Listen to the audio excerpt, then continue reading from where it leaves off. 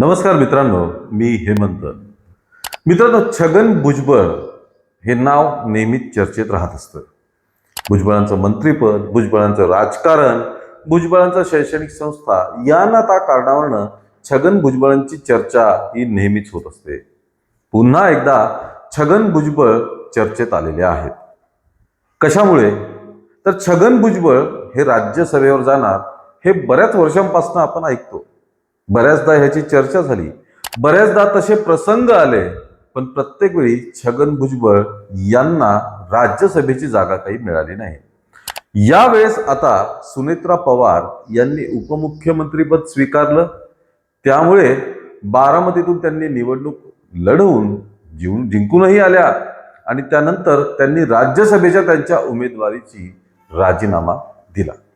हा राजीनामा दिल्यानंतर आता ती जागा रिक्त झाली आणि राष्ट्रवादीतर्फे तिथे कोणाची तरी वर्णी लागणार हे निश्चित झालं होतं. सर्वात मोठी चर्चा होती ती छगन भुजबळ यांच्या नावाची. छगन भुजबळ सध्या राज्यातले मंत्री आहेत, पण त्यांना राज्यसभेवर जाण्याची फार पूर्वीपासूनच इच्छा आहे. यावेळेस छगन भुजबळ कन्फर्म राज्यसभेवरती जाणार असं चित्र निर्माण झालेलं होतं. छगन भुजबळांची निवड होईल, त्यांना तिथे पाठवलं जाईल, या सगळ्या चर्चा मोठ्या प्रमाणात सुरू होत्या आणि तसंच होणार असं सुद्धा चित्र निर्माण झालेलं होतं.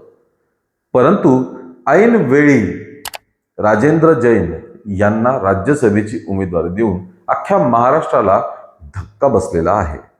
छगन भुजबळांची निवड का झाली नाही, यामागे काय कारणं होती, कोणाचा यामध्ये सहभाग होता किंवा कोणामुळे भुजबळांची वर्णी लागली नाही, या सर्व गोष्टींची चर्चा आपण या व्हिडिओतून करणार आहोत. मित्रांनो, छगन भुजबळांनी राज्यसभेवर निवड होणार हे त्यांनी स्वतःही कन्फर्म पकडलेलंच होतं. त्यामुळे त्यांनी एक अट टाकली होती की मी राज्यसभेवर जाणार म्हणजे माझी जागा रिक्त होणार. माझी जागा आणि मंत्रिपद हे समीर भुजबळांना म्हणजे त्यांच्या पुतण्याला द्यावं असं छगन भुजबळांनी अट टाकलेली होती. स्वतः राज्यसभेवरती जाणार आणि त्यानंतर त्यांची रिक्त झालेली जागा ही समीर भुजबळांना द्यावी, राज्य कॅबिनेट मंत्रीमध्येही समीर भुजबळांना देण्यात यावं अशी अट छगन भुजबळांनी 2-3 दिवसापूर्वी टाकलेली होती. यावरनं चर्चा झाली, राष्ट्रवादीमध्ये सुद्धा अंतर्गत चर्चा झाली आणि त्यामध्ये मुख्यमंत्र्यांसोबत सुद्धा या बाबतीत राष्ट्रवादीच्या नेत्यांकडनं चर्चा करण्यात आली.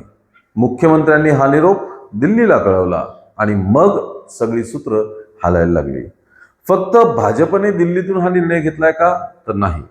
अशी चर्चा आहे की राष्ट्रवादीतले नेते प्रफुल्ल पटेल आणि सुनील तटकरे यांनी सुद्धा यामध्ये मोठी भूमिका बजावलेली आहे.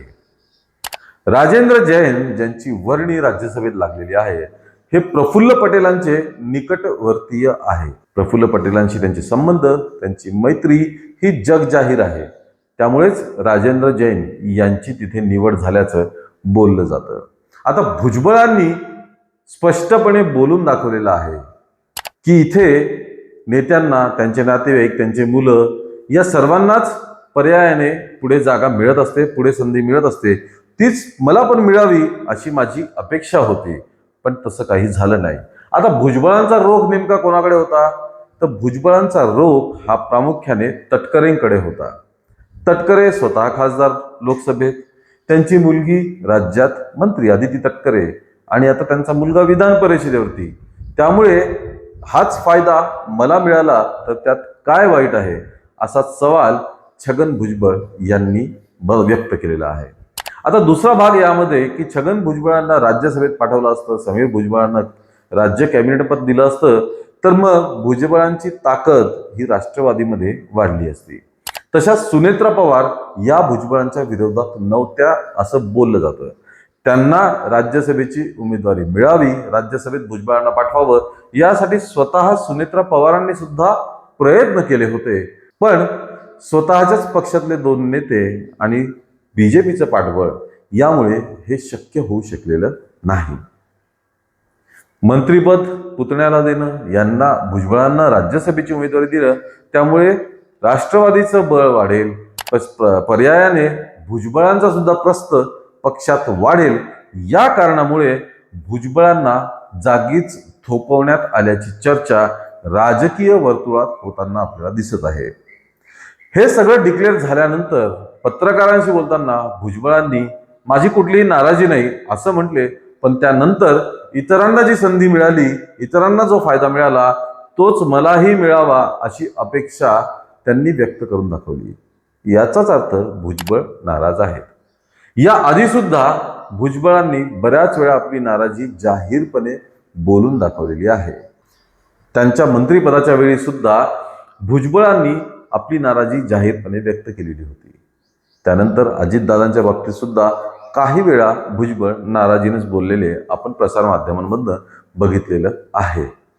सुरुवातीच्या काळात म्हणजे अजितदादा पवार यांचं निधन झाल्यानंतर प्रफुल्ल पटेल आणि सुनील तटकरे हे पक्षाचा ताबा मिळवतायत असं चित्र बऱ्यापैकी रंगवण्यात आलं होतं, किंबहुना असं चित्र धडधडीत दिसतही होतं. पण त्यानंतर कार्यकारिणीच्या याद्या, त्यामधनं पटेल आणि तटकरेंच्या नावासमोरची पदं हटवण्यात येणं, या सर्वांमुळे मागच्या 3-4 महिन्यांमध्ये राष्ट्रवादी काँग्रेस हा पक्ष प्रचंड चर्चेत आलेला आहे. त्यासोबतच राष्ट्रवादी काँग्रेस आणि शरद पवारांची राष्ट्रवादी यामध्ये विलिनीकरण होणार यावरनं सुद्धा मोठी चर्चा रंगली होती. त्याचप्रमाणे जयंत पाटील सुद्धा आता शरद पवार पक्ष सोडणार अशा सुद्धा चर्चा झाल्या होत्या. त्यामुळे एकूणच राजकीय चर्चांचं उधाण महाराष्ट्रात आल्याचं आपल्याला मोठ्या प्रमाणात दिसून येत आहे. मित्रांनो, छगन भुजबळांची जी संधी यावेळी सुद्धा हुकली त्याबद्दल आपलं काय मत आहे हे आम्हाला नक्की कळवा. या व्हिडिओला लाईक आणि शेअर करा आणि आमच्या चॅनलला ताबडतोब सबस्क्राईब करा. धन्यवाद.